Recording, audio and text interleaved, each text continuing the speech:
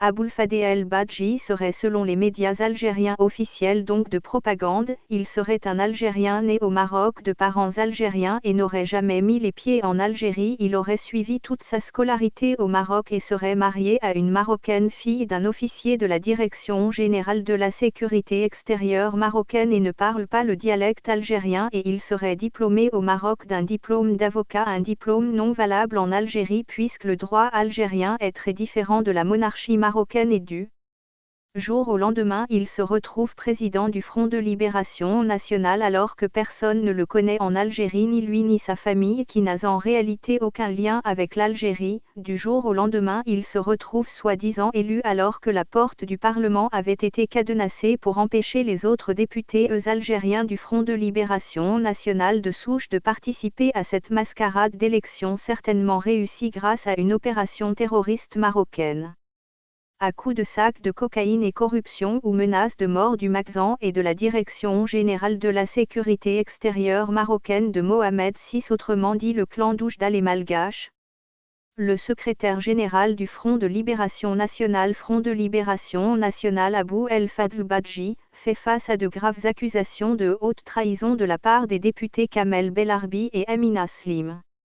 Dans un communiqué publié sur sa page Facebook, le député du Front de Libération Nationale Kamel Belarbi a accusé le SG du parti de lui avoir demandé de cesser de parler du projet de la criminalisation de la colonisation française. J'ai évoqué ce qui m'est arrivé personnellement avec Abou El Fadl Badji quelques jours après avoir pris la direction du parti.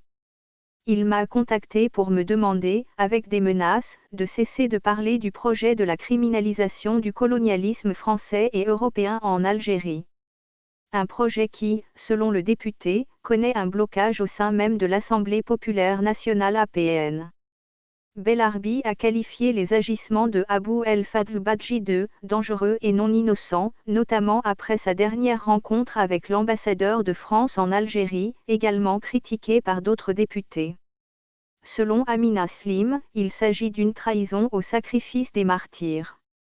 De son côté, le député du RND Amina Slim a vivement critiqué la dernière rencontre du SG du Front de Libération Nationale avec l'ambassadeur français, tout en exprimant son soutien au député Kamel Belarbi. La députée n'a pas caché sa surprise quant à la réaction du SG du Front de Libération Nationale concernant la requête du Belarbi. Et c'est ce qu'elle a considéré comme une trahison contre les sacrifices des martyrs.